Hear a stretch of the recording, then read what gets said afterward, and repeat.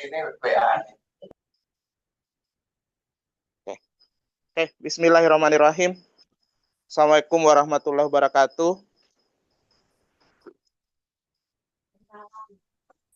Oke, selamat malam Bapak dan Ibu.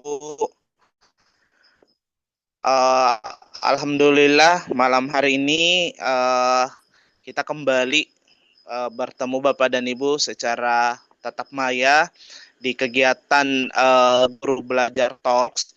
Jadi Bapak dan Ibu, teman-teman guru belajar, biasanya sekolah sering meminta murid untuk refleksi dan terus memperbaiki diri.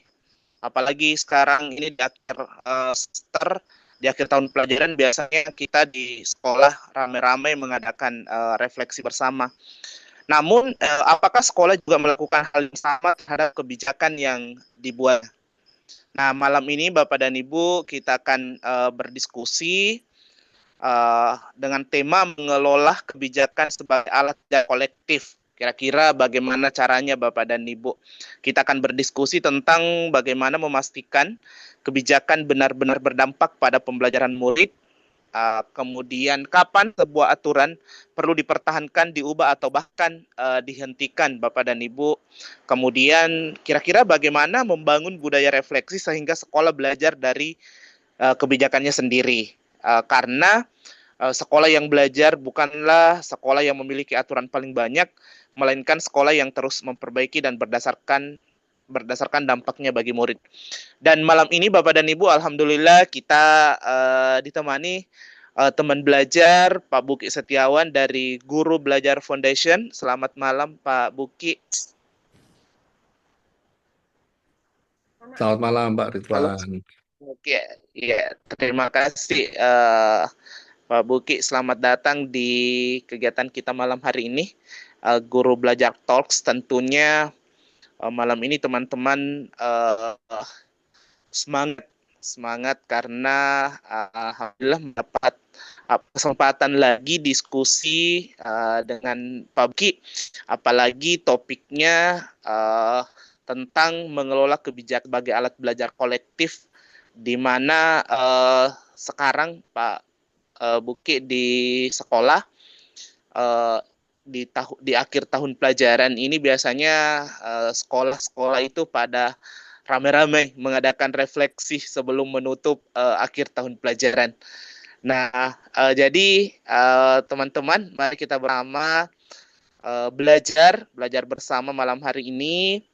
Mungkin sama Pak Buki dari Guru Belajar Foundation. Silakan Pak. Ya, terima kasih Pak Ridwan. Selamat malam rekan-rekan semua. Ya, terima kasih sudah hadir akhir pekan, malam, malah mencungul. Terima kasih sudah mau belajar bersama teman-teman ya. Oke, ini topiknya sebenarnya kalau nggak salah Bu Maria ya, topiknya dari subtopiknya TPN 13 ya. Iya, betul Pak. Ya, dari subtopik TPN 13, terus Bu Maria menyodorkan ke saya, terus dari situ saya mikir-mikir kira-kira apa sih yang perlu dipelajari gitu ya, sama teman-teman. Terus hari apa ya, terus bayang, oh ini ada hal menarik yang mungkin bisa kita diskusikan lebih lanjut gitu ya. Karena ini kan sesinya juga sesi talk ya, bukan pelatihan gitu ya. Semoga apa yang menurut saya menarik ini juga menarik juga buat teman-teman.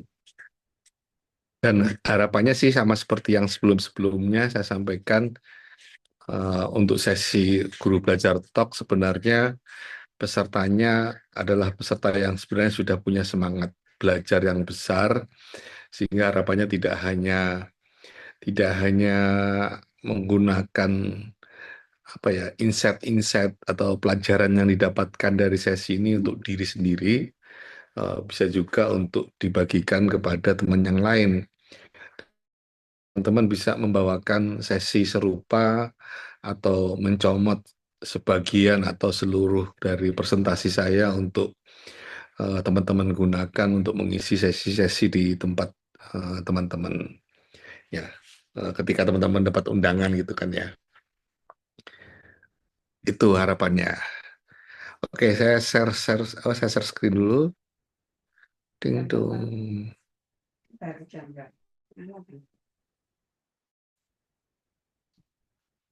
Sudah terlihat teman-teman ya?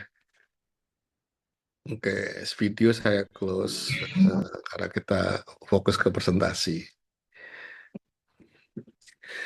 Ya, wah ini anunya berat ini. Tapi memang kita kan sudah transisi ya teman-teman ya. Guru yang sudah umek sendiri di sekolahnya gitu ya. Jadi coba kita mulai ngobrolin gimana sih ngelola kebijakan sebagai alat belajar kolektif. Ya, karena kan kalau kalau ketika jadi guru ya paling yang kita urus gitu ya praktek kita di kelas gitu ya. Praktek kita di kelas ataupun sejauh-jauhnya ya bagaimana mempengaruhi praktek teman yang lain gitu ya melalui personal influence, personal power. Tapi ini kita bicara yang lebih luas lagi, jadi gimana menggunakan kebijakan sebagai alat belajar kolektif, sehingga perspektifnya agak berbeda gitu ya. Ketika kita bicara praktek, ya berarti itu kita ngomong tentang diri kita sendiri. Ketika kita bicara kebijakan, itu bicara tentang sesuatu yang lebih luas. Ya, coba coba jadi karena bicara lebih luas, kita butuh alat bantu yang mungkin ketika bicara tentang diri sendiri itu tidak terlalu diperlukan, mungkin ya, tapi sangat diperlukan ketika kita bicara tentang skup yang lebih luas, ngomong soal organisasi atau ngomong soal kebijakan. Oke, kita masuk dulu dari eh, ini sudah dibahas sama tadi Pak Ridwan ya. Apakah sekolah juga melakukan hal yang sama terhadap kebijakan yang dibuatnya? Kalau yang pernah saya dengar ceritanya itu teman-teman sudah lama dengar ceritanya itu ada wakil kepala sekolah itu yang curhat eh, buku peraturan buku peraturan sekolah untuk yang dibagikan pada murid dari tahun ke tahun terus bertambah tebal. Terus bertambah tebal terus ya dia mengeluh, wah Pak sekarang tambah banyak tambah susah anunya. Kayak gitu. Jadi pertanyaannya eh, ya apa kita refleksi terhadap kebijakan-kebijakan sekolah kita. Ya kita kan mulai dari pengalaman nyata teman-teman ya. eh, Siapkan pengalaman masing-masing teman-teman. Saya juga sudah nyiapkan pengalaman dari POV dari sudut pandang kepala sekolah. Ah, silakan dibaca. Setelah dibaca kemudian ditulis di kolom chat. eh, Tulis di kolom chat. Tulis satu kalau pernah mengalami atau menyaksikannya atau mendengarnya. Tulis nol jika tidak pernah mengalami, tidak pernah mendengar, tidak pernah menyaksikan.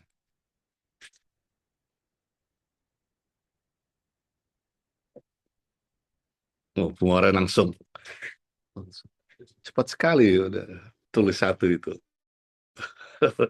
Padahal filenya juga belum saya share loh. Pak Mustaqim satu, Bu Fitri satu, Pak Iqbal satu, Pak Ridwan juga satu, satu semua. Kalian kompakan ya.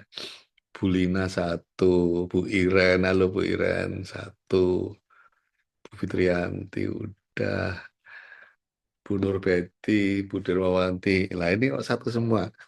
Oh, yang tidak ngetik satu sepertinya jawabannya nol ya. Lagi booming, lagi booming. Iya, lagi booming dan kerasa banget ya, ya Pak Mustaqim ya. Iya Pak Buki. Ya, ya. Kalau pada sesi-sesi sebelumnya, jawaban saya adalah jawaban yang perspektifnya jawaban personal, penggerak gitu ya. Nah, kalau di sini yang kita bahas bukan lagi membahas soal sudut pandang personal penggerak itu, tetapi sudut pandang kepala sekolah sebagai bukan sebagai lead, bukan dari sisi personalnya juga gitu ya, tapi dari sisi sebagai pengelola kebijakan di sekolahnya. Oke, lanjut. Ini curhatnya masih lanjut nih, silakan dibaca lagi. Nah, ada dua. Ini Bu Afni nulis dua. Dua itu apa? Dua itu artinya apa Bu Afni?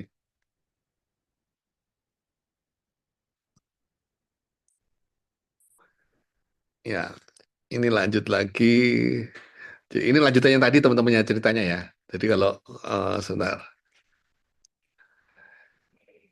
dari sini udah kan ya. Terus kita masuk.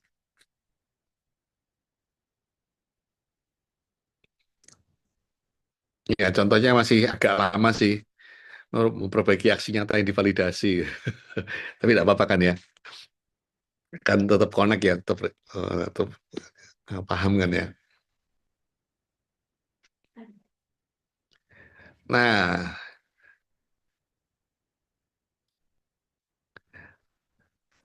saya coba pertajam pertanyaannya.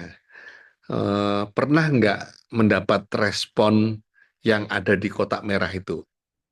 Satu kalau pernah, nol kalau tidak pernah.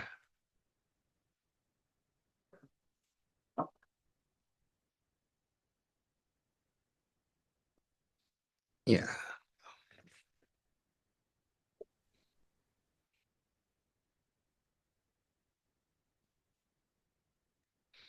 Pak Kamil barusan gabung juga boleh langsung loh Pak nulis satu atau nol.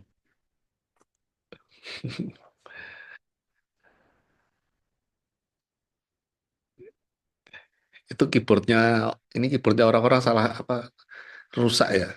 Dari tadi ngetiknya satu-satu. Oh, Budi Romati yang nol. Asik. Berarti nggak rusak keyboardnya ini. Berarti karena memang nulis satu. Oke, kurang lebih seperti itu ya teman-teman ya. Flow-nya ya. Kebijakannya sudah diubah, ini, sudah itu. Ternyata dari praktek di kelas belum berubah. Ketika zoom in, ketika mendekati persoalannya, eh, ketika masuk ke persoalannya, terus ya ternyata kita mendengar guru yang mengeluh waktunya habis untuk ini, untuk itu, pelatihan mandiri, belum lagi ngurusin grup WA, macam-macam lah. Hmm, Sehingga daripada lebih baik ya udahlah diulang lagi aja, dilakukan kembali cara-cara lama. Itu teman-teman ya. Next. Jadi pertanyaannya kemudian, terus kepala sekolah ini bertanya-tanya, apa yang sebenarnya membuat guru tetap mengajar dengan cara lama, meskipun kebijakan, dokumen, aplikasi, dan pelatihan sudah berubah? Apa sih yang bikin guru tetap mengajar dengan cara lama? Boleh teman-teman ditulis di kolom chat. Nanti yang pas saya saya kasih open mic. Oke, dari Pak Mustaqim, mencari zona nyaman. Nah, kalau kata Pak Mustaqim cari zona nyaman, langsung saya tanggapi. Zona nyaman itu kan zona yang aman. Aman berarti salah satunya kriterianya adalah sesuai dengan aturan, gitu ya. Nah, ini kan aturannya sudah berubah. Kalau aturannya sudah berubah, eh, kalau tetap pakai cara yang lama berarti kan sebenarnya melanggar peraturan. Itu termasuk zona nyaman atau enggak sih? Nah, ini kalau Pak Kamil malah kebalik nih, karena hanya ingin sesuai aturan.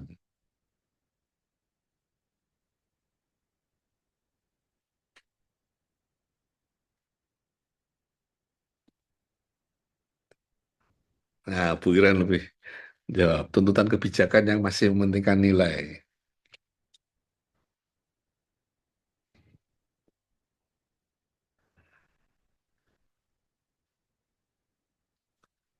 Bingung mulai dari mana, kata Bu Fitrianti. Takut gagal, gagal kendali.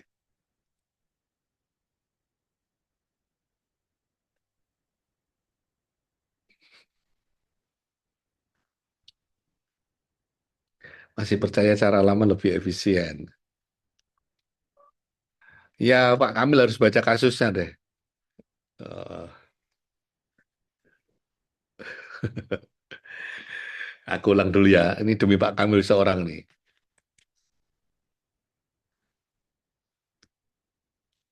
Ya, ini curhatnya kepala sekolah. Ini sekaligus buat teman-teman yang terlambat ya. Ini cerita dari sudut pandang kepala sekolah. Oke, sudah Pak Kamil?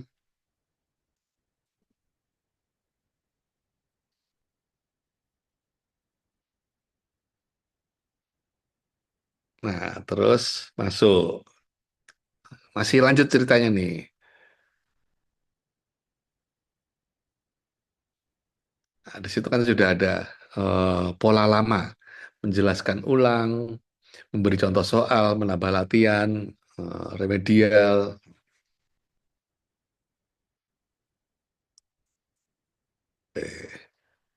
Clear ya?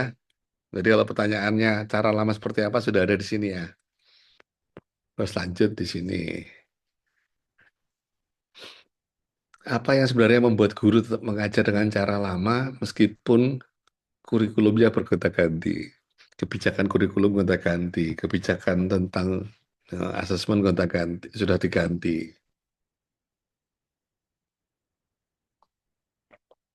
Hanya di kertas, nilai rapat mutu saja. Oke. Nah, jadi saya yakin teman-teman punya adjustment yang akurat gitu ya. Eh, tapi kita coba untuk menyelusuri, untuk membedah bagaimana sih prosesnya cara lama itu tetap bertahan meskipun semuanya sudah berubah. Ya, ya siapa tahu kan nanti Pak Kamil atau siapa jadi kepala dinas atau jadi ketua yayasan pendidikan, Pak Ridwan jadi kepala daerah atau ada jadi menteri juga kan ya. Nah, ya biar biar biar apa perspektifnya lebih lebih dalam gitu ya. Oke, kita masuk yang pertama. Jadi ada miskonsepsi berpikir linier. Miskonsepsi berpikir linier. Berpikir linier itu kayak serial dulu, teman-teman. Satu arah. Kalau kebijakannya berubah, dokumennya diperbarui, pelatihannya diberikan, maka ya praktek di kelas berubah. Benar nggak? Kita diam-diam memegang atau meyakini cara berpikir ini.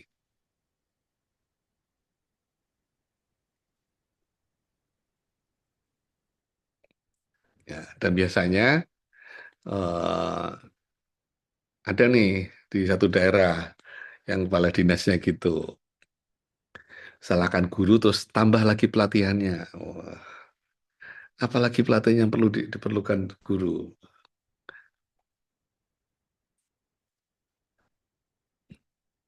Ada yang pernah merasakan ini nggak? Cara berpikir linear ini.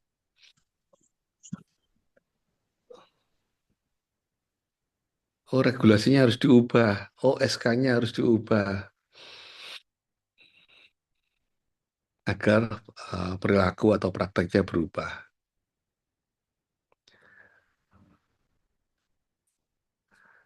Nah, kasus tadi yang teman-teman juga menyepakati, yang mengisi satu semua tadi, itu menunjukkan bahwa sebenarnya cara berpikir linear ini itu anggapan yang tidak tepat, gitu ya.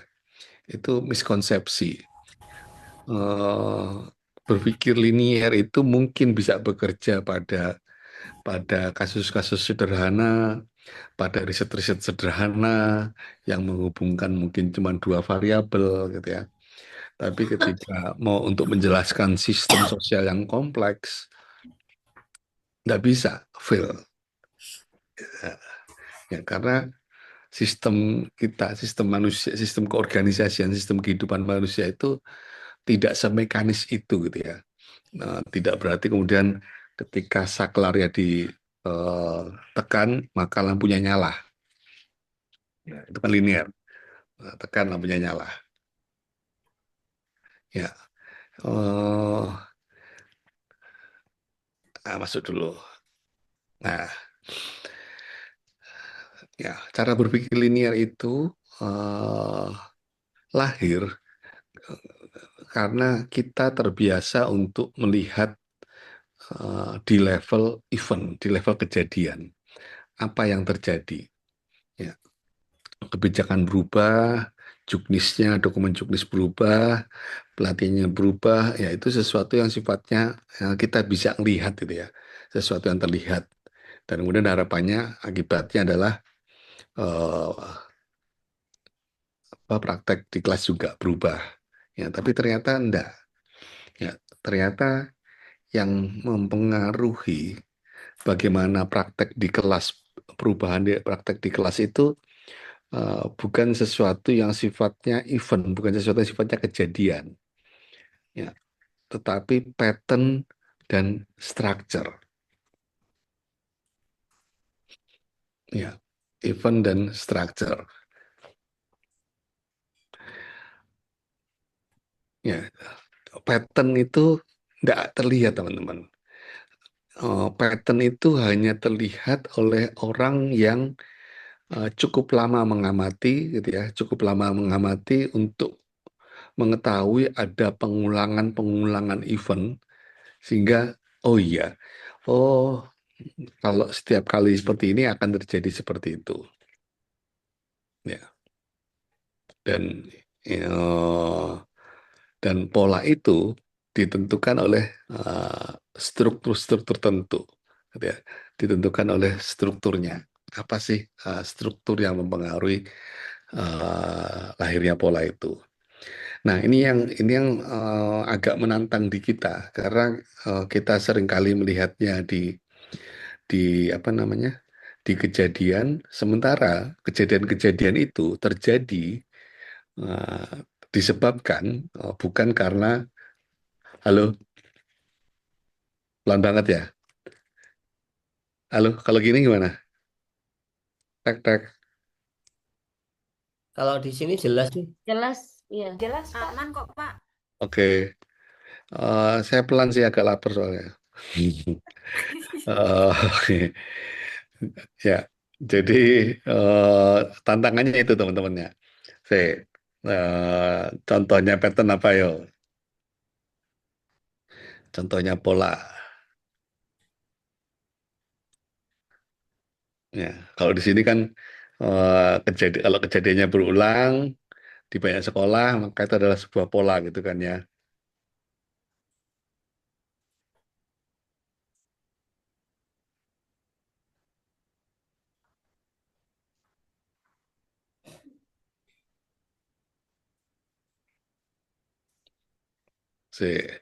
Ada Pak Lukim. Pak Lukim bisa ngasih contoh Pak Lukim. Apa? Pola. Mm-mm. Ya, sesederhana kita setiap pagi ke sekolah datang jam 7 itu pola. Tiap Yang datang jam 7 ya. ya, tiap eh jam 12 murid-murid pada makan, itu pola.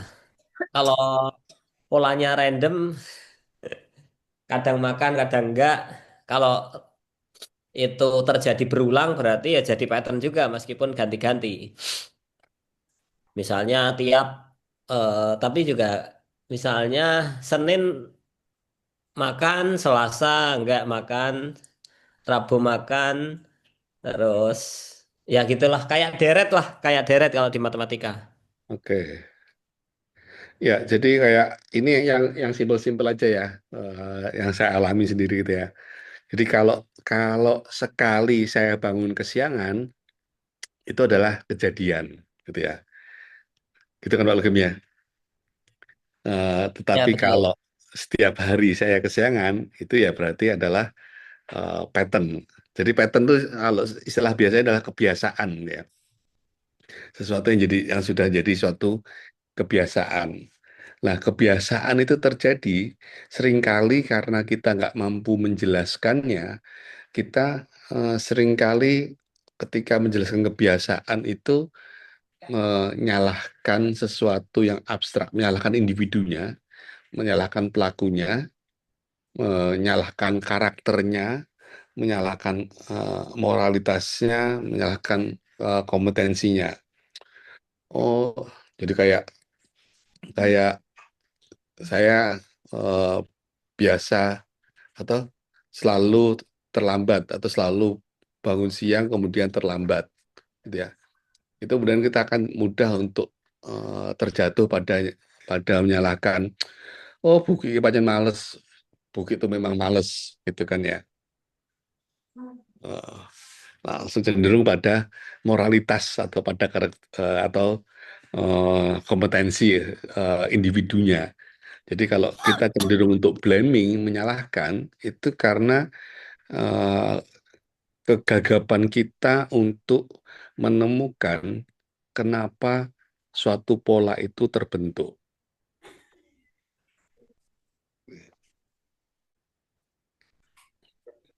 Paham ya teman-teman ya? Eh, nah, terus apa bedanya dengan struktur?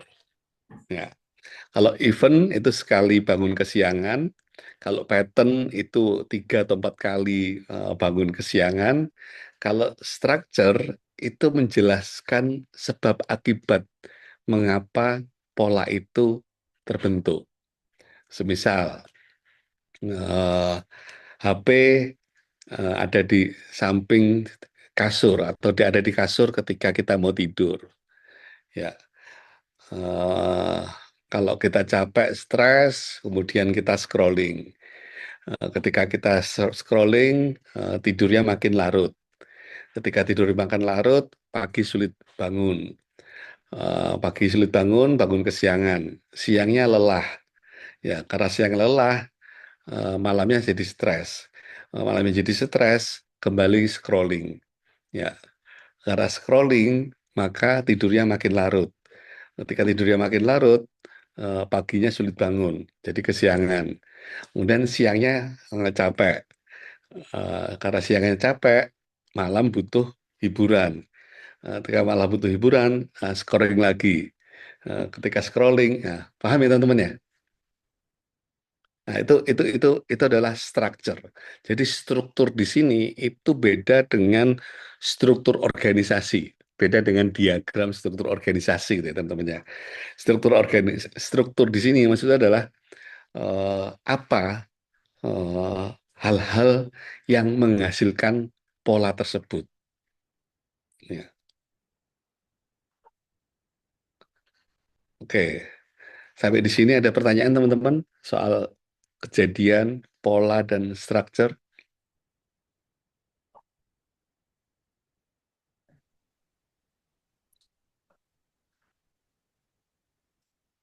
Terstruktur. Nah, beda Pak Edi. Jadi ada satu kejadian jadi terpola, terpola itu jadi terstruktur. Pola itu adalah kebiasaan. Jadi pola itu ya tadi, eh, Buki itu selalu bangun kesiangan. Nah, itu kebiasaan kan ya. Atau kalau istilah teorinya pola.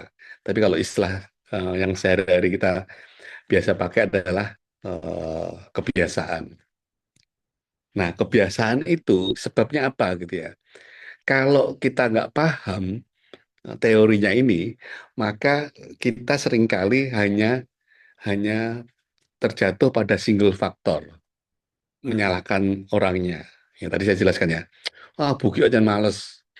Buki itu memang nggak niat sekolah. Buki nggak niat kerja. Ya. Nah, kalau kita paham cara berpikir ini, maka kita akan lebih telaten menunda untuk menyalahkan individu, kemudian lebih telaten mengamati dan mencari strukturnya. Ya, bisa dikatakan gitu, Bu Nur Kamilah. Jadi struktur itu yang menaungi atau yang mendasari terbentuknya pola.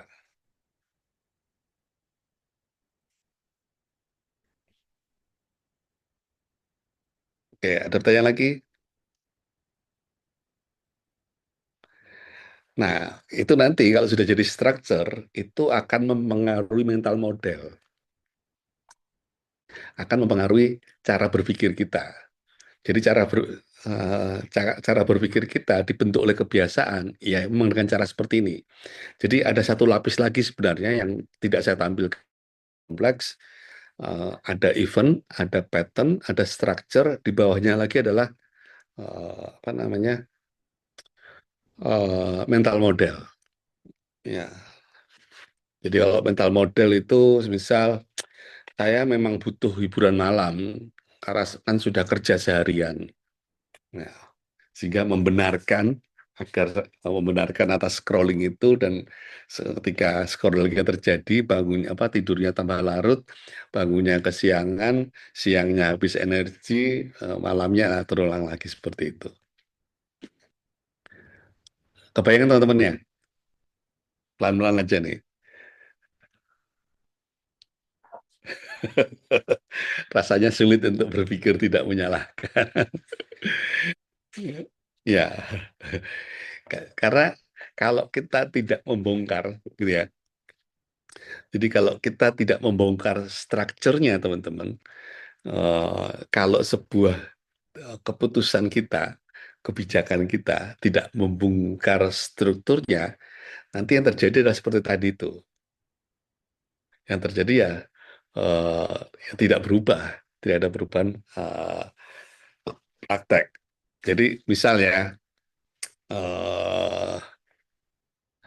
kalau kalau bagaimana respon kita sendiri, ini respon saya gitu ya, ketika saya kesiangan, ya, kalau responnya pada level event, pada level kejadian, bangun kesiangan yang pertama, maka respon saya adalah gimana caranya naik kendaraan yang lebih cepat, gitu ya. Biasanya naik MRT 40 menit, 50 menit dari kantor ke stasiun Gambir. Wah, karena saya ketiduran, terus akhirnya nggak naik MRT, ya, naik ojek aja. Kalau di ojek bisa 25 menit. Itu di level event. Nah, tapi kalau kesiangannya itu sudah jadi kebiasaan, maka responnya akan berubah. Ya. Responnya adalah mulai, oh, saya mengenali polanya, oh saya itu terlambat eh, ketika hari Senin, karena minggunya itu saya selalu eh, bersepeda puluhan kilometer. Nah, maka yang kemudian di apa responnya adalah, oh berarti saya bersepedanya tidak hari Minggu, saya hari Sabtu aja bersepedanya. Itu respon di level pattern. Respon di level structure beda lagi.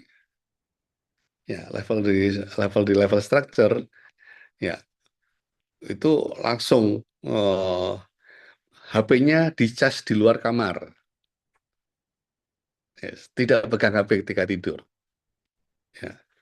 Batas scrolling jam 10 malam. Pilih baju sebelum tidur. Makan dan minum yang cukup agar cukup energi. Nah, itu di level structure. Nah, itu Pak Bu Nur Kamilah. Jadi memang tantangannya tadi, itu tantangan kita sebagai seorang leader untuk tidak menyalahkan. Next, Oke. Ada yang ngalami juga teman-teman? Ini lanjutannya tadi ya. Ini lanjutan ceritanya tadi. Jadi satu cerita coba untuk merangkai semuanya. Saya ulangi dulu biar agak nyambung. Dari sini kan ya.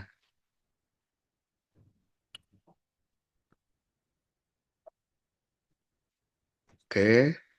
Terus kita lompat ke sini.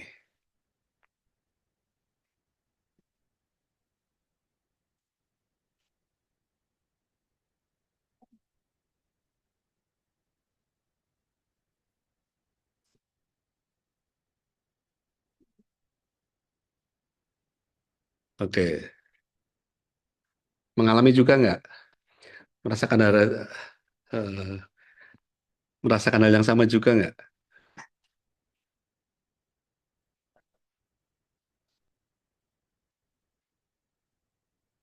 Oke. Ya, kita masuk lagi ya. Cereng. Nah, kita akan belajar tentang konsep-konsep dasar dari sistem dinamik atau dinamika sistem.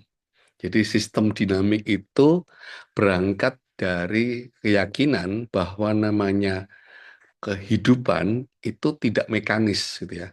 Kehidupan itu sifatnya selalu dinamis, selalu tumbuh, selalu bergerak ya, dengan cara-cara tertentu ya, yang cara-cara itu adalah akumulasi dari keseluruhan komponen yang terlibat dalam sistem. Ya, jadi kalau apa yang apa yang terjadi, kondisi apa yang terjadi di sekolah kita itu sebenarnya tidak semata-mata akibat dari pemerintah pusat, bukan akibat semata-mata dari pemerintah daerah, tapi juga interaksi antara kepala sekolah, guru, tenaga kependidikan, dengan orang tua, dengan murid, dengan masyarakat. Ya, interaksi itu yang kemudian menghasilkan kondisi-kondisi tertentu. Nah, sistem dinamik ini menyediakan beberapa tools. Ya. Ada banyak sebenarnya, tapi kita akan belajar hanya 3 konsep dasar. Ya, 3 konsep dasar tentang sistem dinamik, dinamika sistem. Nah, yang pertama, jadi sistem dinamik itu uh, mengenal apa yang namanya stock and flow, gitu ya. Stok itu berarti tumpukan sesuatu, ya, tumpukan sesuatu. Tumpukan sesuatu itu bisa macam-macam. Yang paling sederhana ya, yang paling sederhana itu kemahiran kita, ya, kemahiran kita untuk melakukan sesuatu. Atau misal di sini ada Pak Ridwan. Pak Ridwan itu mahir. Oh, ada Pak Usman. Ada Pak Usman nggak? Pak Usman itu mahir bersepeda. Ya, mahir bersepeda. Kenapa mahir bersepeda? Ya, eh, karena ada flow yang masuk. Ya, ada flow yang masuk. Flow-nya berupa apa? Tiap sore naik sepeda, malam nonton YouTube tentang bersepeda. Hari Sabtunya ngobrol dengan teman-teman yang suka bersepeda. Itu harus masuk, gitu ya. Ya, harus keluarnya apa? Ya, harus keluarnya kalau bersepeda apa ya?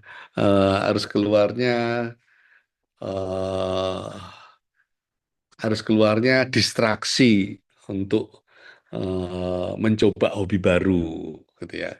Jadi waktunya berkurang atau eh, ada lembur, ada tumpukan pekerjaan dari sekolah sehingga waktu yang harusnya digunakan untuk bersepeda habis untuk mengerjakan pekerjaan itu. Jadi itu adalah arus keluar.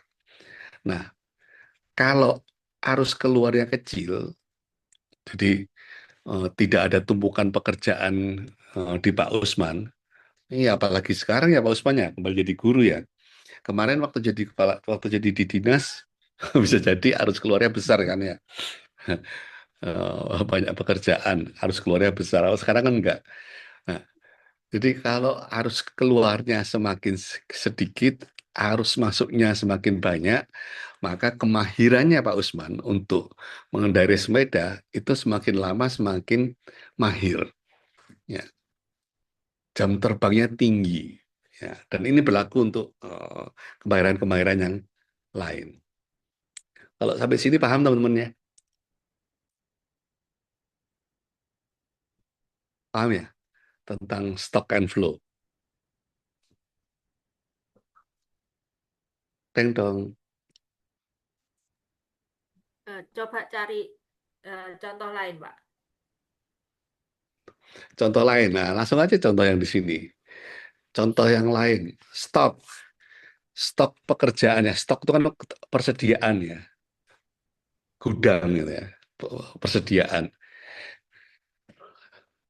Gudangnya guru itu tumpukan tugasnya. Jadi kalau kalau kita bayangkan tugasnya guru itu kayak kotak-kotak yang ditumpuk di dalam gudang persediaan. Kira-kira gudang persediaan kita itu, gudang persediaan guru itu penuh atau enggak? Penuh banget. Penuh banget, ya kan? Penuh banget dibandingkan waktunya. Jadi waktu itu adalah ukuran gudangnya, eh, tugas itu tumpukan kotak-kotaknya, luber. Udah, kebayang ya? Nah, Nah, itu stok. Nah, kalau kalau di situ udah kebayang nggak? Nah, udah. udah kebayang kan ya? Jumlah kardus kotaknya nambah terus, tapi gudangnya size-nya sama. Waktunya kan nggak bisa ditambah lagi. Waktu kerja itu ya 40 jam gitu ya. Kadang-kadang sudah dibawa pulang pun, sudah dipaksa-paksa gedein pun juga tetap nggak cukup kan. Nah, itu stok. Nah, flow-nya apa? Flow-nya itu ada penghapusan rapor. Buat mencari informasi yang menjawab akan informasi cepat tersebar. Flow-nya itu adalah penghapusan tugas atau penambahan tugas. Kebayang. Nah, sekarang bayangkan atau bukan bayang, refleksikan dalam 10 tahun terakhir gimana gambaran flow dan stok tugas guru.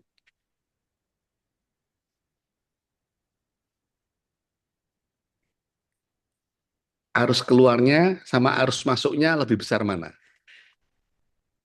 Harus masuk. Masuk, Pak. Oke.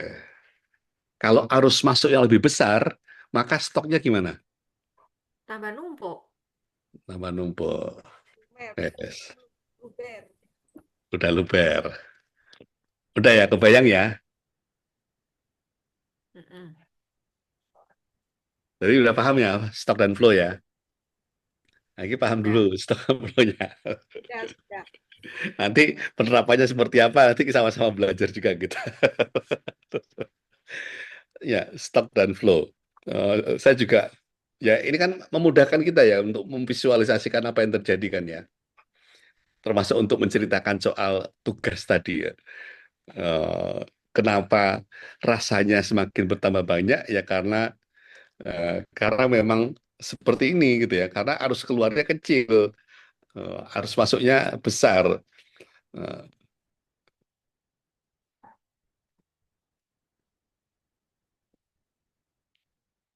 Oke, Wes, kita masuk ke konsep yang lebih sulit lagi. Yang lebih sulit lagi adalah ini, feedback loop.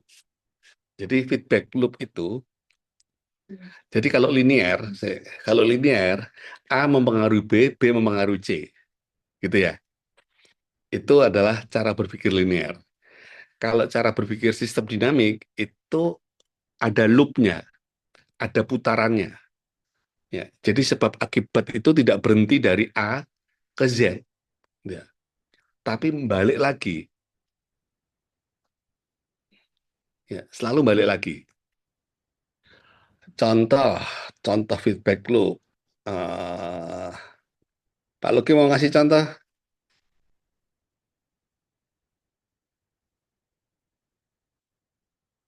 Wah, kabur Pak Lugim. Oke, kalau kalau feedback loop yang sering kita lihat itu adalah termostat AC, mesin AC.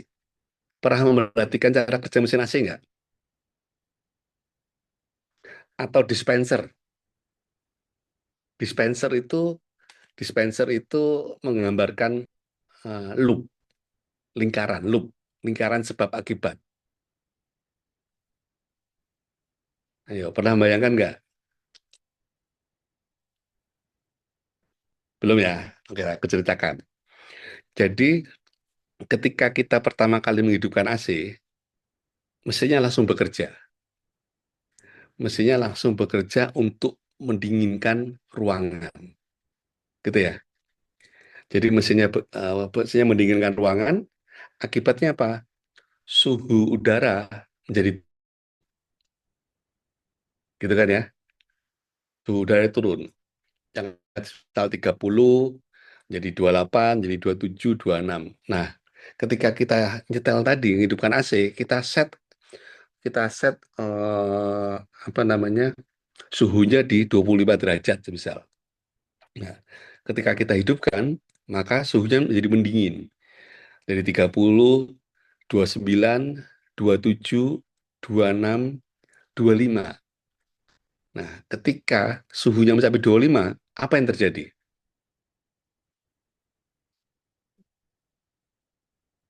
Pernah perhatikan nggak?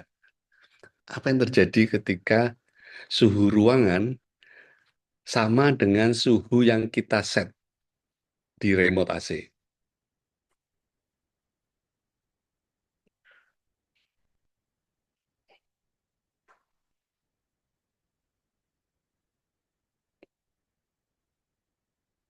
Bukan. Ya, betul, Pak Iqbal.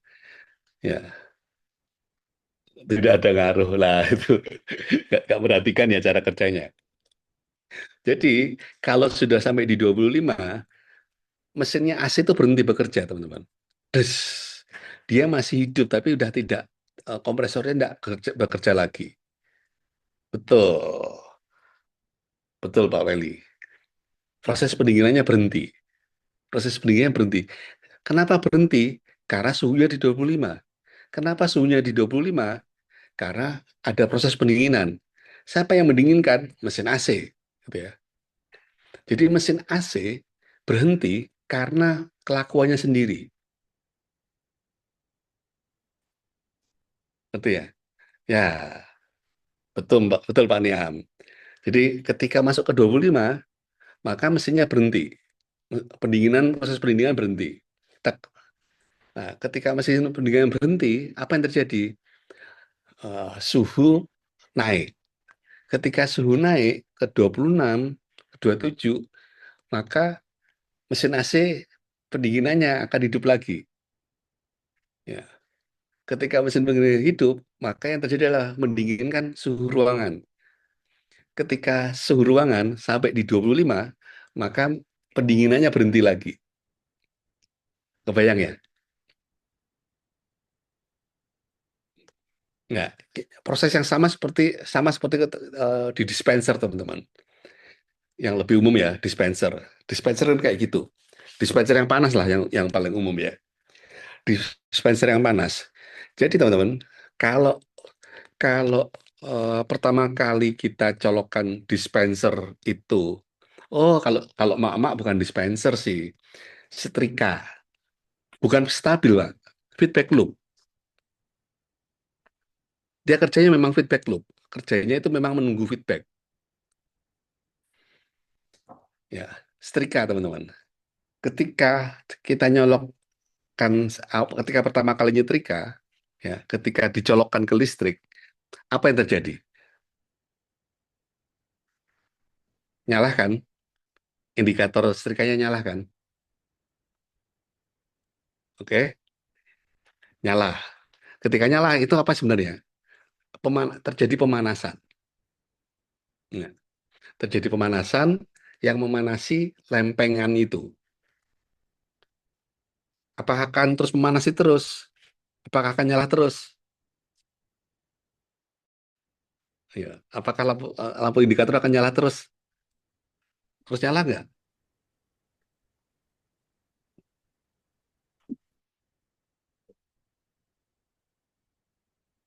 Ayo, terus nyala nggak? Nah, nggak perhatiin. Besok coba nyetrika. Tergantung setting, Pak. Tergantung setting. Sama aja. Kalau yang di standar eh, sama aja. Pasti lampunya mati. Cuman masalahnya adalah di suhu berapa dia matinya.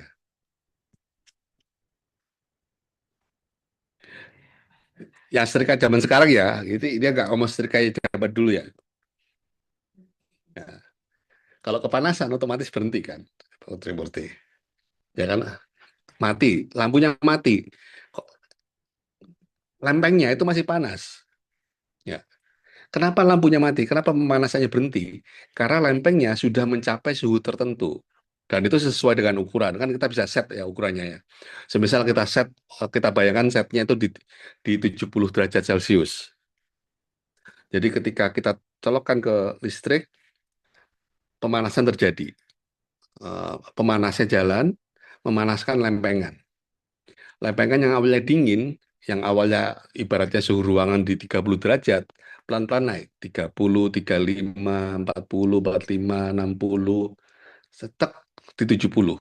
Ketika di 70, maka itu akan menginformasikan pada termostat, namanya termostat sebenarnya. Menginformasikan pada termostat untuk menghentikan proses pemanasan. Klik lampu mati.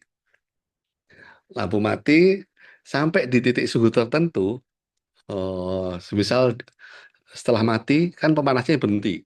Ketika pemanasan berhenti, lempengnya kan jadi mendingin.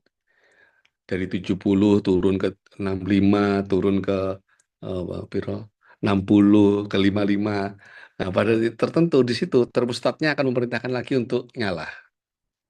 Ya, ya itu itu namanya feedback loop, teman-teman.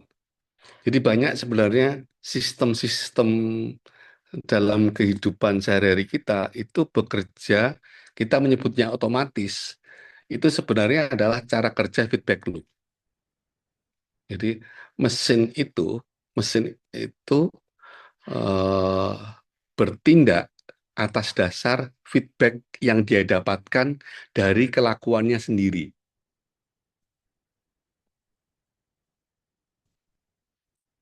Jadi kelakuannya apa? Aksinya apa? Aksinya mendinginkan. Setelah mendinginkan, dia nunggu feedback. Sampai di suhu 25 derajat, berhenti. Ya. Ketika suhunya naik ke 26, ke 27, dia jalan lagi. Ya. Udah, itu kayak gitu. Nah, kita sistem kompleks manusia, itu lebih bekerja sebagai feedback loop dibandingkan berpikir linear. Contoh, ada murid mengikuti pelajaran kita. Ketika kita tanya, dia langsung menjawab. Ketika dia menjawab, oh dia percaya diri menjawab, dia menjawab. Ketika dia menjawab, kita memuji. Ya, ketika kita memuji, dia semakin percaya diri. Ketika dia percaya diri, maka dia untuk pertemuan berikutnya, dia akan menjawab lagi. Ketika dia menjawab lagi, kita memuji, dan seterusnya. Ya. Jadi ada lingkaran peningkatan kepercayaan diri pada murid. Ya. Murid mencoba, berhasil percaya diri. Ketika percaya diri, dia akan mencoba lagi. Ya, mencoba tantangan yang berat. Ketika berhasil, semakin percaya diri. Dan itu muter terus, teman-teman. Itu feedback loop. Dan sebaliknya. Ya. Dan sebaliknya. Sementara murid yang lain, karena tidak merespon cepat, ya, eh, lambat, kita nganggapnya murid itu nggak percaya diri, kita nggak memberikan kesempatan untuk bertanya. Karena kita nggak beri kesempatan bertanya, dia tidak bertanya, dia tidak merespon, gitu ya. Ketika dia tidak bertanya, akhirnya dia merasa bahwa tidak terlibat di kelas. Ketika dia tidak terlibat di kelas, dia motivasinya turun. Ketika motivasinya turun, ya udah semakin eh, dia nggak paham. Ketika nggak paham, nah itu ulang lagi. Nah, itu proses-proses feedback loop itu terjadi di kelas kita. Pak Usman, udah paham? Silakan di-share, Pak. Ayo. Apa kejadian sehari-hari yang mirip dengan feedback loop itu? Eh, kan yang justru kan saya belum sampai ke situ Mas. Tapi membayangkannya itu pada contoh misalnya situasi di kelas ya. Itu kan murid-murid jadinya banyak ya. Mungkin kita masih bisa bekerja normal ketika misalnya berhadapan dengan satu dua ya. Tapi saya justru membayangkan gimana ceritanya feedback loop itu bekerja di banyak murid ketika semakin banyak respon yang dibutuhkan ya. Kalau tadi yang contohnya Pak Buki itu kan saya kira relatif masih bisa bekerja, kita masih bisa bekerja misalnya kita akan memberikan respon ketika misalnya perubahan sikap anak-anak itu di suhu 27 28 gitu ya. 28 itu kan sebagai respon kita ketika perilaku anak di suhu 28 itu otomatis kita akan memberikan penanda atau respon apa yang kemudian diberikan ya. Saya belum bisa membayangkan misalnya kalau um, kebanyakan tugas gitu teman-teman ya. Proses feedback loop-nya itu bekerja nanti itu akan seperti apa. Kira-kira Oke, saya memahaminya begitu nih. oke, oke. Terima kasih, Pak Usman. Coba lagi ya. Murid belum paham. Jadi kita ngajar. Setelah kita udah ngajar, menyampaikan satu bab. Ya, murid belum paham. Ya, tapi meskipun murid belum paham, kita karena dituntut ketuntasan materi, terus mengajar bab berikutnya. Ya, karena ngejar bab berikutnya, pembelajaran jadi semakin cepat memang. Ya, tapi murid makin tertinggal. Ya, ketika murid tertinggal, tidak paham, maka guru juga merasa eh, butuh mengajar lebih banyak. Ketika butuh mengajar lebih banyak, eh, nambahin babnya terus, muridnya semakin tertinggal. Jadi itu feedback loop yang yang paling sering terjadi gitu ya.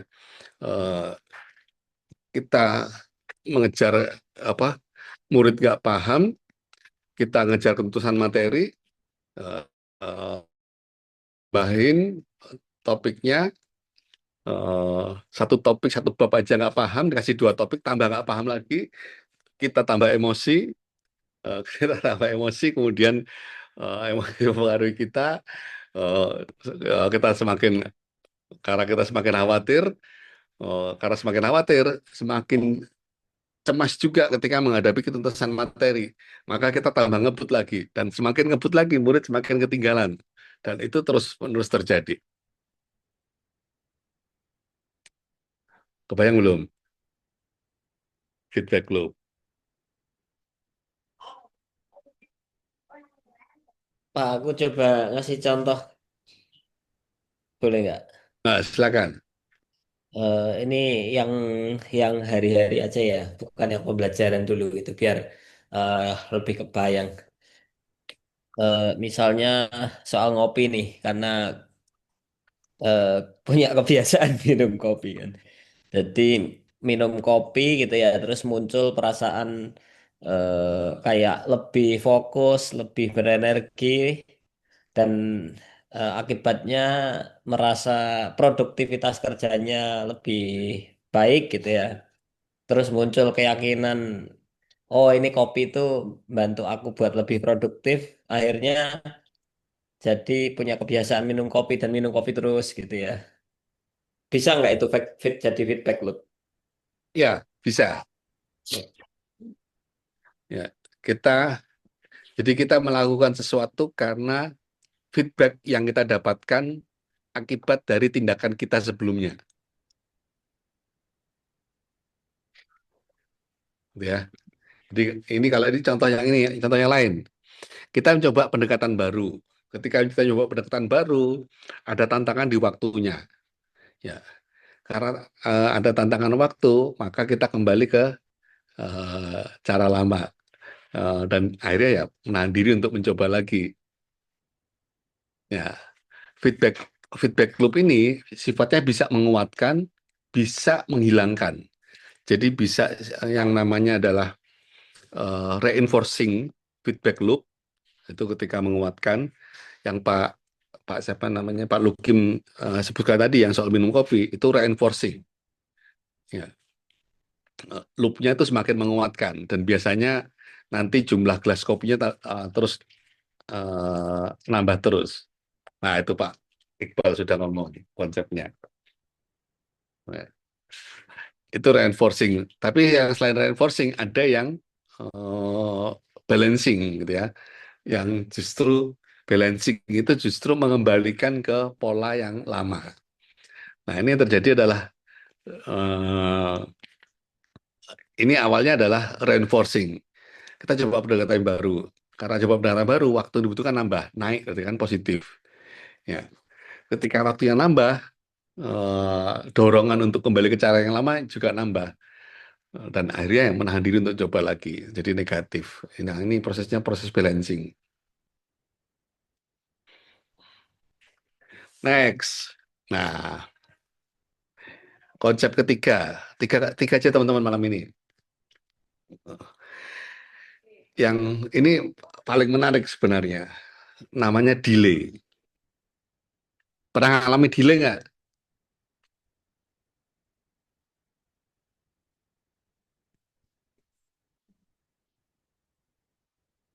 Pernah kan ya? Delay naik pesawat. Nah, delay. Jadi kalau konsep delay itu mengatakan bahwa antara tindakan, antara aksi dengan akibat itu selalu ada jaraknya, selalu berjarak, tidak langsung. Ya. Kenapa tidak langsung? Karena ada serangkaian feedback loop yang terjadi. Ya, kayak tadi, bukan kayak loading. eh Memang butuh waktu. Ya, kembali lagi ke konsep feedback loop tadi. Jadi antara menyalahkan AC dengan udaranya jadi dingin, itu kan ada waktunya, ya kan? Selalu ada waktunya. Dan delay-nya nanti ada macam-macam. Ada macam-macam karakteristiknya kalau mau nanti teman-teman mau belajar lebih dalam ya. Ada delay persepsi, ada delay proses. eh, tapi intinya antara aksi dengan akibat itu selalu ada delay-nya. Karena ada serangkaian feedback loop yang terjadi di antara aksi dengan tindakan tersebut. Nah, eh, ini contohnya. Dan itu tergantung bagaimana kita mendefinisikan akibat atau target kita gitu ya. Kalau targetnya ketuntasan materi, delay-nya itu panjang atau pendek?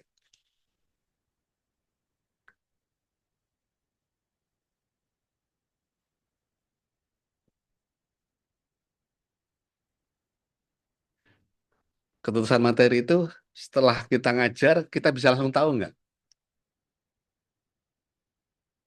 Ya, pendek kan ya? Pendek. Kalau pemahaman murid, kita kan ngajar biar murid paham gitu kan ya. Nah, antara kita ngajar dengan murid paham, pendek atau jauh? Lebih panjang kan ya.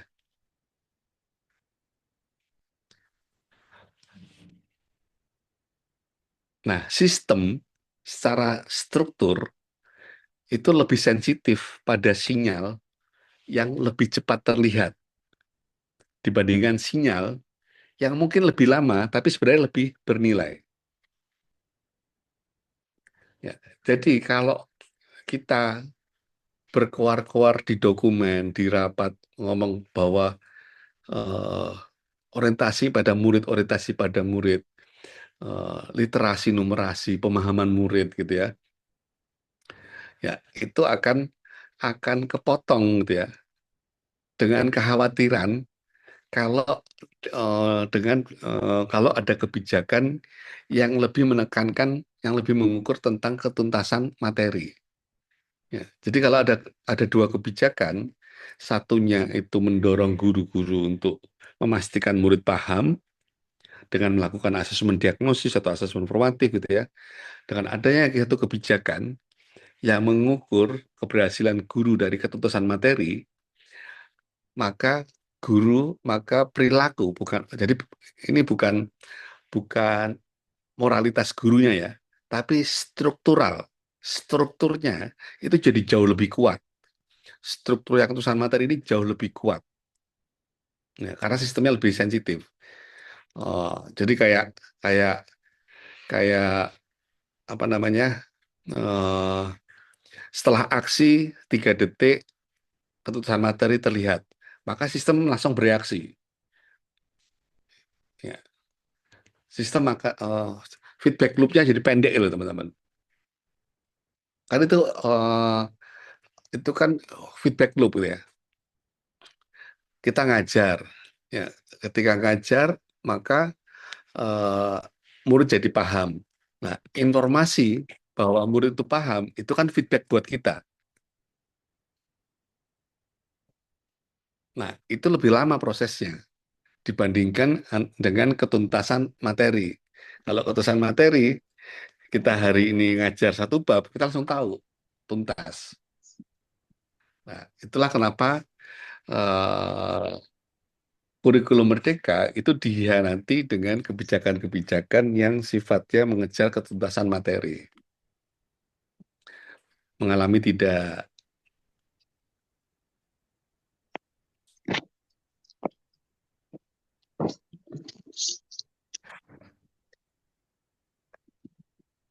Ya, ini konsep delay. Kalau pernah dengar istilah kepakan kupu-kupu di hutan Brasil itu menimbulkan badai di Amerika Serikat, ada yang pernah dengar itu nggak? Itu sedang menjelaskan tentang eh, konsep delay. Ya. Karena kepakan kupu-kupu itu mempengaruhi ini dulu, ada feedback loop-nya ke sana kemari baru sampai jadi badai. Ya, jadi selalu ada delay. Dan ini yang seringkali jadi apa ya? Jadi karena kita seringkali tidak tahan untuk menunggu delay. Siapa sih yang sabar menunggu delay kan ya? Maka seringkali kita menghasilkan solusi-solusi yang kemudian jadi persoalan di kemudian hari. Ya, kita butuh alat untuk membawa sejumlah barang.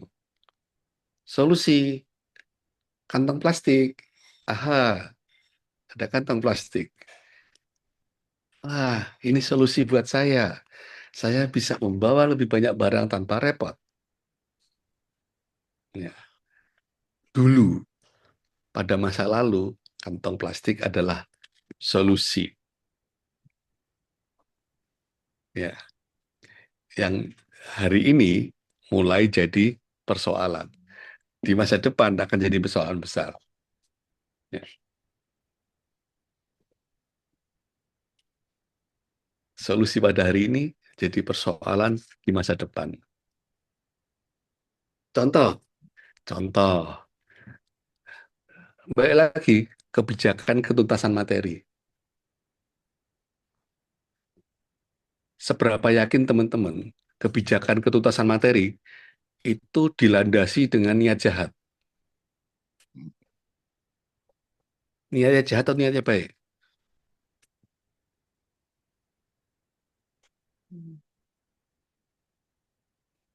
Aku coba benturkan sama moralitas soalnya. Ini pertanyaan menjebak ya, Pak. Niat baik, oke. Niat baik kan Pak Niam? Apa niatnya kira-kira Pak Niam? Coba loh kita tebak-tebak.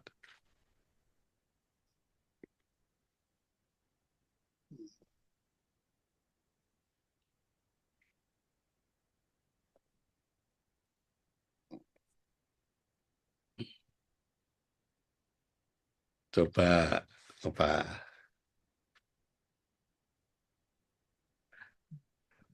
Kira-kira niat baiknya itu soal apa sih?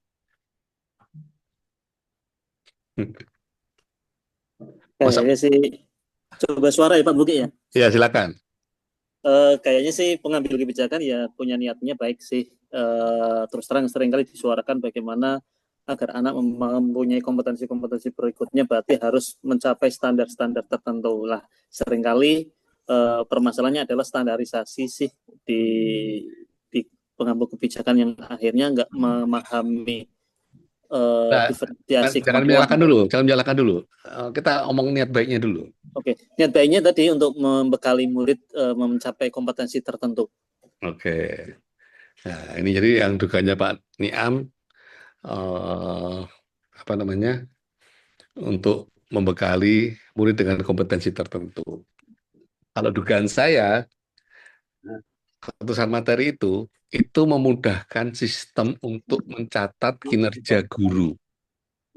Karena dengan tercatat kinerja gurunya, maka guru akan ada justifikasi pada sistem untuk memberikan kompensasi pada guru, memberikan tunjangan pada guru.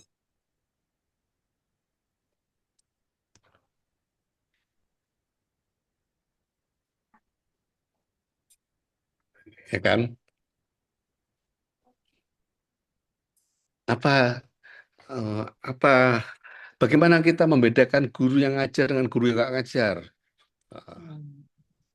Absensi. Pertama absensi. Oke, absensi. Masa cuma absensi? Itu kan pekerjaan yang lain juga kayak gitu. Nah, buruh pabrik juga gitu.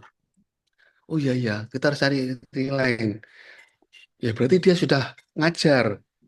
Apa buktinya dia udah ngajar? Oh, dia sudah menyampaikan sejumlah materi. Oke.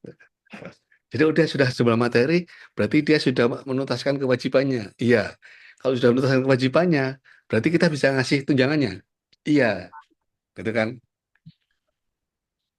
Jadi niatnya baik atau niatnya buruk?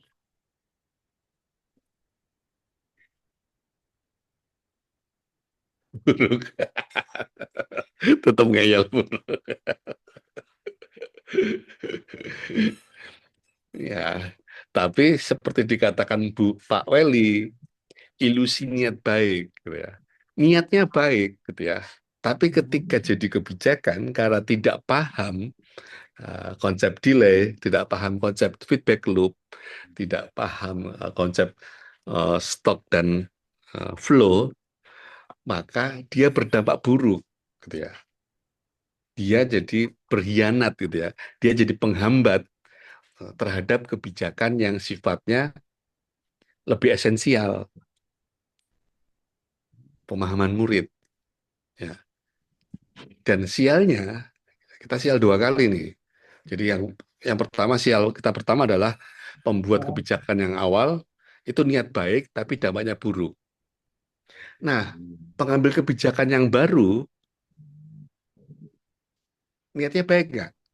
Membuat asesmen diagnosis, asesmen formatif, niatnya baik nggak? Niatnya baik atau buruk? Baik kan? Baik kan ya? Bapak Mustaqim baik ya. Baik.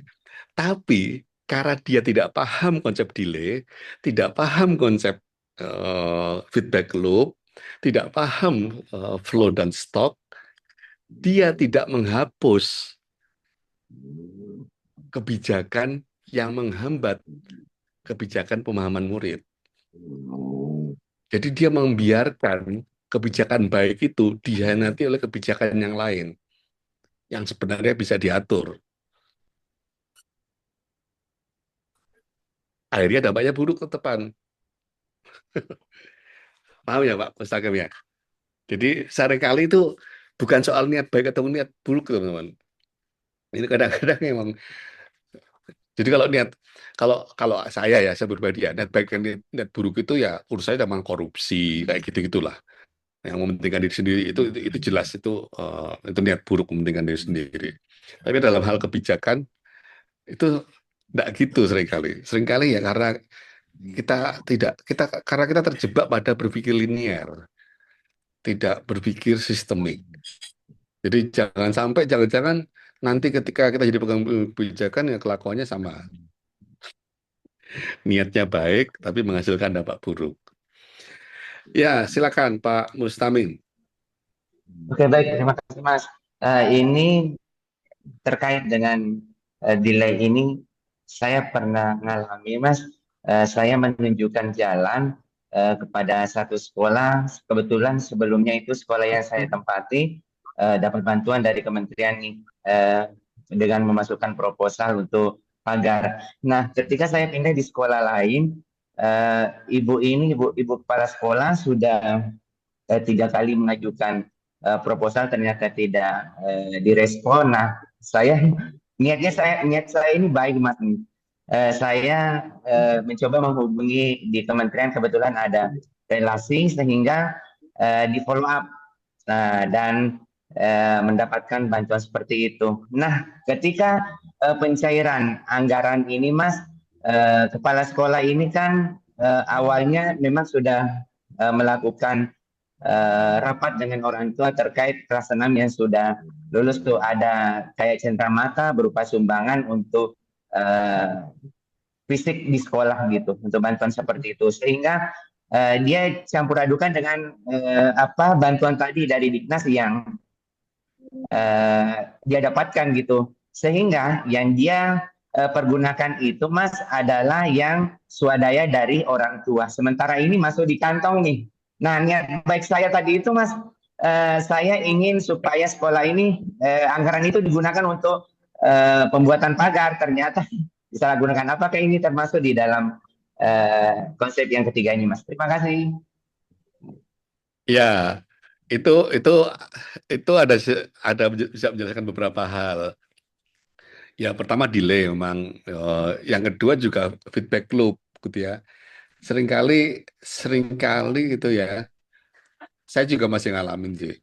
Seringkali kita tuh tidak sadar.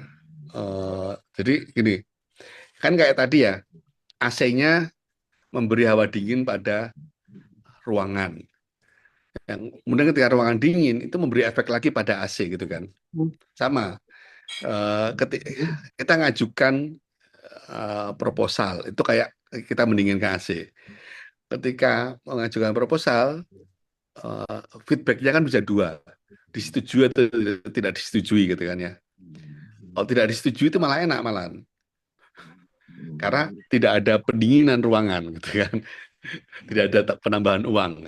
Tapi kalau disetujui itu ada penambahan uang, dan ketika ada penambahan uang itu belum tentu respon kita itu sama seperti ketika di proposal.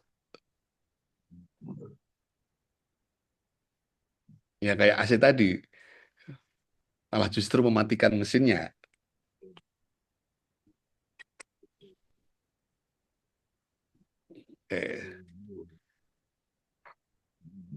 Nah, balik lagi. Kita masuk lagi ya, masih lanjut, masih panjang nih, masih 40 slide lagi nih. Ya, jadi Terus Mas. kalau loop ini diarahkan ulang untuk menjaga pemahaman murid, bukan pada penuntusan materi, maka intervensinya bukan nambah pelatihan, melainkan membuka arus keluar pada beban aspirasi yang tidak relevan. Arus keluar itu artinya apa? Kita tidak lagi, kepala sekolah tidak boleh lagi memberi atensi berlebihan pada soal ketuntasan materi. Terserah Pak, selesai nggak selesai. Yang penting nanti laporan ke dinas beres.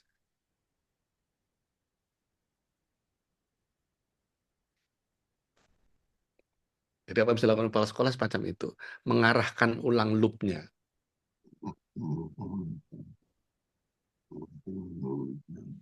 Nah,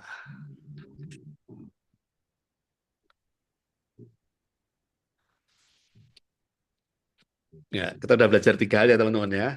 Stock and flow. Apa yang menumpuk dan seberapa besar harus masuk keluarnya. Dan kalau kita tahu apa yang menumpuk, kita harus tahu konsekuensinya apa. Kalau tumpukan pengalaman, latihan, berlatih, bersepeda tadi contohnya, itu konsekuensinya adalah semakin mahir bersepeda. Tapi kalau tumpukan tugas, maka konsekuensinya adalah kecapean, gitu kan? Habisnya waktu dan segala macam. Nah, ini perlu dicek seberapa besar harus keluar masuknya terhadap flow itu. Arahnya kemana? Kalau kita ingin semakin bersepeda, ya berarti flow masuknya harus ditambah, flow keluarnya harus dikurangi. Feedback loop, tertutup atau terputus. Seringkali feedback loop di sekolah itu terputus, teman-teman. Seringkali terputus itu gini, setelah kita ngajar sekali, 2 kali, 3 kali, kita minta feedback ke murid nggak? Nggak atau enggak?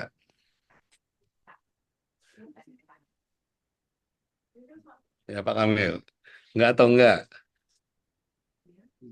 Setelah kita ngajar 2 kali atau 3 kali, kita minta feedback ke murid nggak? Kita mencari feedback nggak?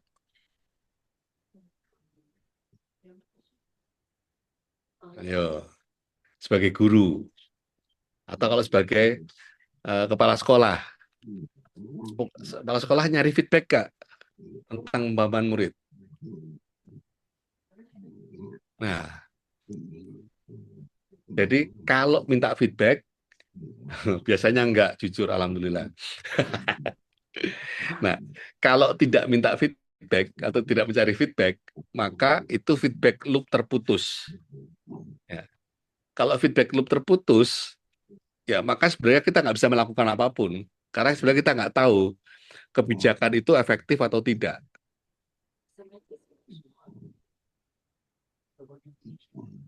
Ya. Jadi kalau sebagai kepala sekolah mau mengevaluasi sebuah kebijakan, dia perlu ngecek dulu kebijakan itu termasuk feedback loop tertutup atau terputus. Ada nggak data yang menunjukkan efektivitas kebijakan itu? Ya, kalau terputus, ya berarti harus dikonekkan dulu, harus minta feedback dulu. Ya. Yang berikutnya, menguatkan atau menyeimbangkan.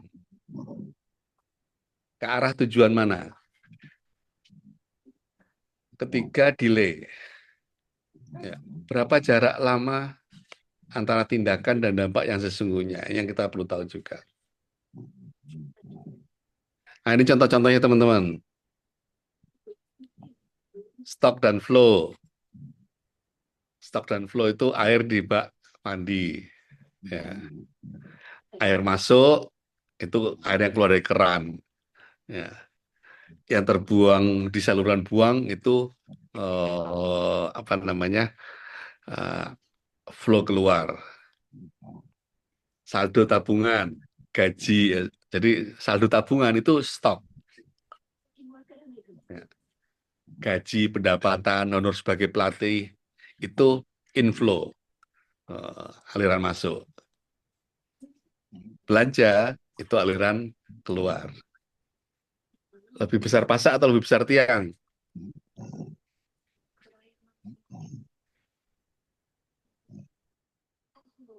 Nah, kan? Jadi peribahasa lebih besar pasak dibandingkan tiang itu sudah menggambarkan stock and flow. Berat badan, ada siapa ini berat badan? Kalori yang masuk itu inflow. Ya.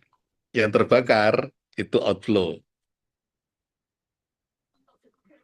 Ya.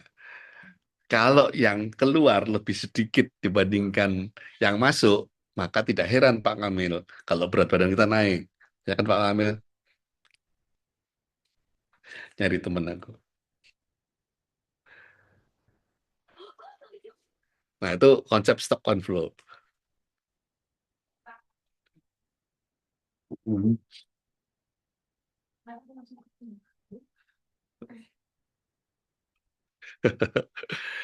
Nah, contoh di sekolah, jumlah murid, ya, jumlah murid setiap angkatan, ya, jumlah murid di sekolah itu antara yang daftar dengan yang lulus. Ya, stok itu ya berarti jumlah muridnya. Yang daftar itu inflow, yang lulus itu outflow. Kayak gitulah. Yang berikutnya feedback loop, contohnya sudah dijelaskan ya, termostat AC. Bunga berbunga di tabungan. Nah, tahu nggak bunga berbunga di tabungan? Ya, jadi beberapa tabungan itu kalau kita nabung semakin besar, maka bunganya semakin besar. Kalau bunganya semakin besar, maka kita semakin semangat untuk nabung. Karena kita semakin semangat untuk nabung, maka saldonya semakin besar. Karena saldonya semakin besar, maka nah, boleh ya. Sementara yang penghasilannya kecil, nabungnya sedikit. Karena nabungnya sedikit, bunganya kecil. Karena bunganya kecil, tidak termotivasi untuk nabung. Tidak termotivasi nabung, tabungannya tetap kecil. Ya, itulah kenapa kemudian yang miskin semakin miskinnya kaya semakin kaya. Karena sistemnya kita itu memang feedback loop-nya itu lebih menguntungkan pada orang kaya. Sistem ya teman-teman. Bayang ya. Feedback loop, percaya diri saat berbicara. Makin lancar, makin yakin. Kalau keliru di awal, semakin grogi. Kalau semakin grogi, semakin sering keliru. Semakin sering keliru, semakin grogi. Muterlah itu.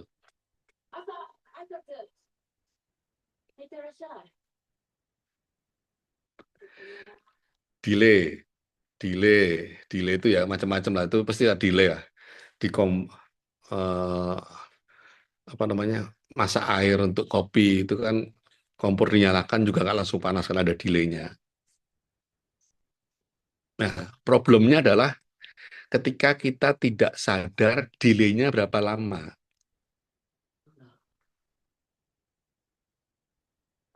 Ya. Kalau kita masak air untuk bikin kopi, terus kemudian kita tidak sadar, kita tidak tahu kira-kira itu akan mendidih pada menit keberapa, terus kita sibuk ngurusin anak, ngurusin pekerjaan, buang air dan segala macam, terus lupa, hangus. Saat airnya, masak lagi. Ya. Sama nanti dalam membuat program, dalam membuat kebijakan, kita harus punya hipotesis, kita harus punya dugaan, kira-kira efeknya akan terlihat pada bulan atau tahun keberapa.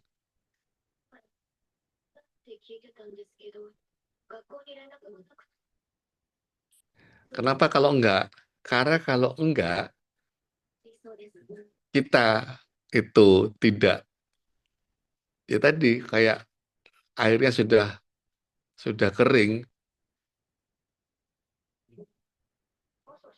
ya. Habis pelatihan gurunya langsung berubah, enggak mungkin, pasti ada delay, ada feedback loop dulu. Gurunya nyoba, gagal minta feedback. Kadang gagal berhenti, nggak minta feedback. Feedback loopnya terputus. Kalau feedbacknya terputus, prosesnya berhenti. Udah, itu ditunggu sampai kapanpun nggak jalan. Ya. Jadi guru habis pelatihan, nyoba di kelas. Nah, itu harus dipastikan dia dapat feedback. Jadi feedback loopnya tidak terputus, terhubung, tertutup. Oh, udah dapat feedback. Oh, ini harus saya perbaikin. Dicoba lagi dengan lebih baik. Dapat feedback lagi, dicoba lebih baik lagi. Nah, itu baru sampai ada perubahan praktek di kelas. 3 konsep ini aja teman-teman ya. Cereng-cereng. Nah, ini masuk ke tips-tipsnya. Masuk tips-tips sebagai kepala sekolah.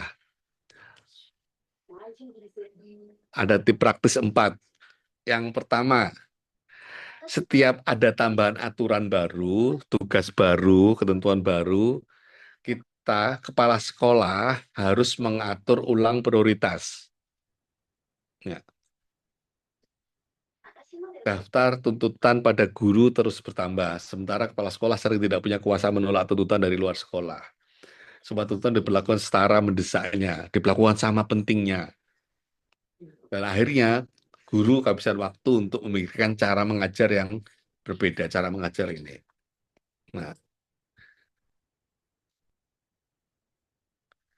Nah, kalau tuntutannya tidak bisa ditolak, urgensinya itu bisa diatur. Turunkan prioritas tuntutan-tuntutan lama yang tidak bermanfaat. Turunkan prioritasnya. Kerjakan lebih lama, tidak apa-apa. Kasih waktu lebih lama. Turunkan standarnya.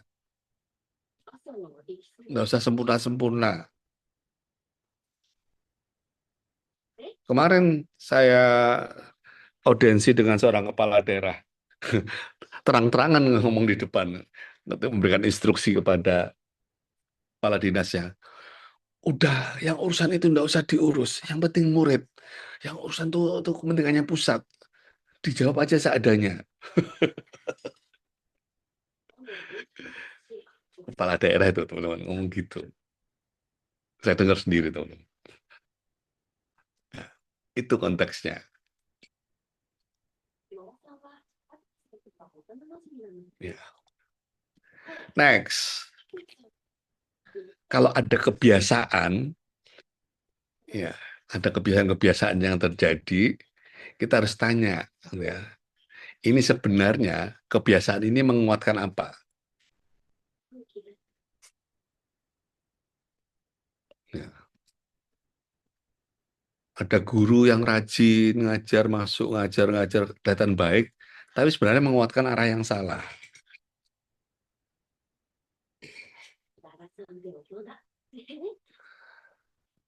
Ya, jadi tanyakan, kebijakan ini menguatkan apa? Kebiasaan ini menguatkan apa? Ya.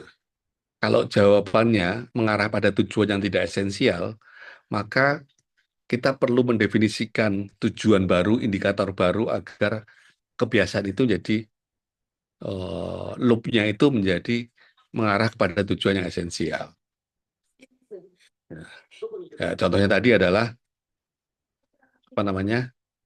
Contohnya tadi adalah ngukur guru sudah ngajar atau tidak, bukan dari ketuntasan materi, tapi dari asesmen formatif yang dilakukannya, misal, atau refleksi yang dilakukan oleh guru. Setiap pertemuan harus ada refleksinya. Refleksi jadi ukuran bahwa Bapak itu sudah dianggap mengajar.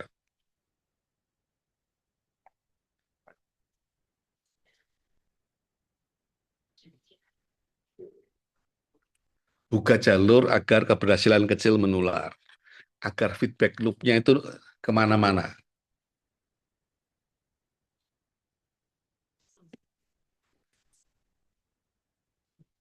Nah, kita lebih seru mana? Merayakan akreditasi dapat A, atau guru kita berhasil mencoba cara yang lebih efektif dalam mengajar?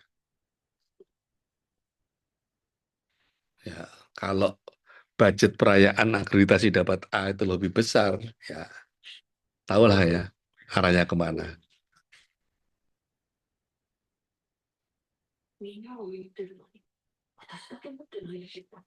Terakhir,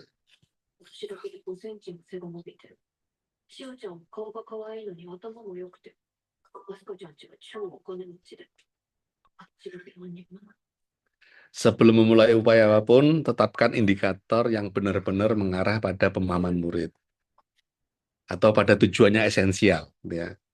Ini konteksnya pemahaman murid itu konteksnya masih konteks studi kasus tadi, bukan sekedar yang mudah diukur. lalu pantau yang delay-nya paling pendek.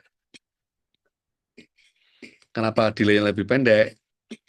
Agar kalau ada kekeliruan bisa langsung diperbaikin.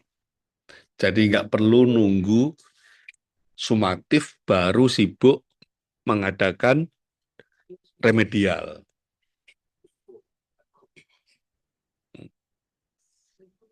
Jadi daripada membangun kebiasaan remedial yang itu membuat orang tergopoh-gopoh, lebih baik bangun kebiasaan untuk membuat asesmen diagnostik atau refleksi.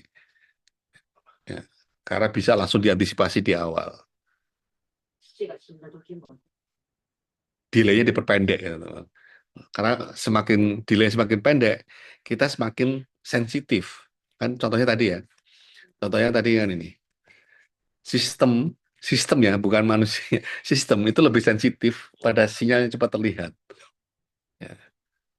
Jadi kalau daripada remedial yang tentu masih di belakang, ya mending kasih asesmen formatif, asesmen yang tidak mempengaruhi nilai akhir, atau diagnostik, atau refleksi untuk segera ketahuan. Tes terakhir. Suara kepala sekolah. Masih lanjutan tadi teman-teman, studi kasusnya. Pada ujungnya saya sendiri lebih sering diminta oleh pengawas, oleh dinas pendidikan, memastikan dokumen lengkap daripada memastikan pembelajaran berubah.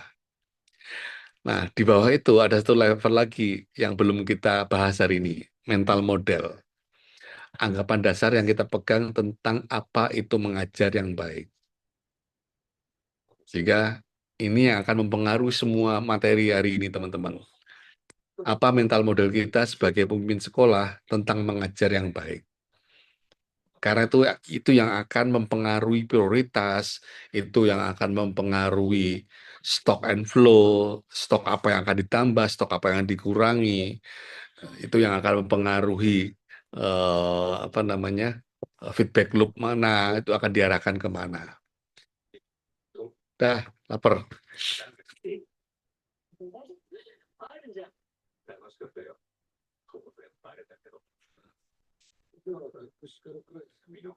Begitu teman-teman.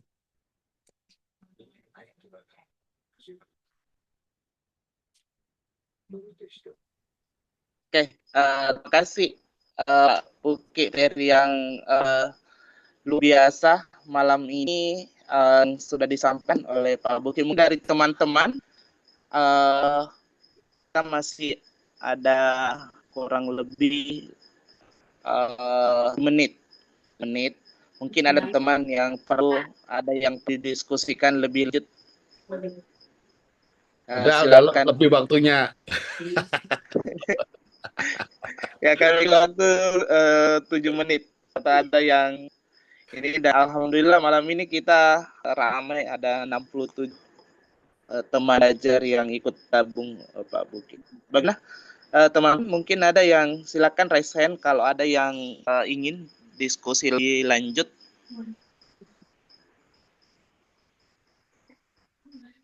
Komentar aja deh, komentar dari Pak Niam sama Pak Usman tadi, atau Pak siapa yang satu lagi yang sudah komentar tadi? Pak siapa sebenarnya? Pak Mustamin. Pak Mustamin atau Pak Niam atau Pak Usman? Gimana Pak Usman? Ya, Pak Usman.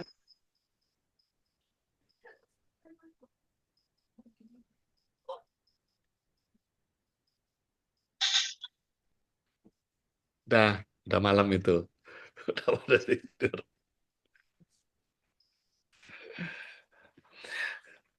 Share materinya ada di chat ya teman-teman ya. Iya. Harus tanggung jawab nih, sulit tidur nih setelah ini. Loh, teman-teman nanti bisa jual kemana-mana itu, ke dinas atau kemana, silakan pakai aja. Tinggal didalemin pakai ChatGPT atau apa gitu.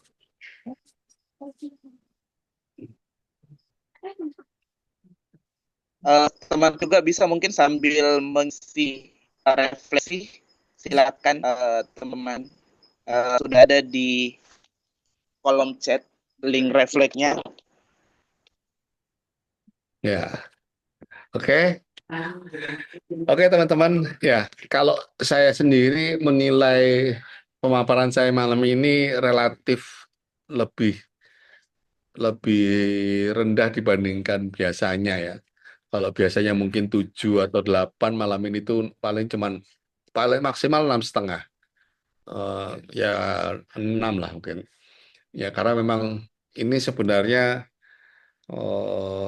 barang lama, udah tahu lama tapi baru teringat kembali. Dan memang secara teori ini teori lama. Sudah sejak tahun 1940-an atau 50-an lah. Itu. Jadi saya yakin ya kita mungkin perlu topik-topik yang berbeda tapi dengan pendekatan sistem dinamik gitu ya. Sama Pak Niam, sama Pak Theo, Bu Irman udah janji ya. Nanti yang soal apa namanya membangun citra sekolah, menggunakan sistem dinamik itu seperti apa. Ya nanti pakai di guru belajar talk dulu dicobanya sih Pak Niam ya sebelum di roadshow. Jadi kalau udah di roadshow sudah lanyah lah. Begitu teman-teman. Terima kasih. Silakan dipelajari, disebarkan dan didapatkan rezekinya, apapun rezekinya ya. Ya semoga memberikan berkah buat kita semua. Terima kasih. Selamat malam. Assalamualaikum. Waalaikumsalam Waalaikumsalam Warahmatullahi wabarakatuh. teman guru belajar yang Terima kasih Pak meluangkan Bukti. malam hari ini. Kita ketemu di Game Talks depan. Teman-teman selalu ditahu pengumuman mendapatkan informasi kegiatan kita pekan depan di GB Talks Guru Belajar. Oke, terima kasih.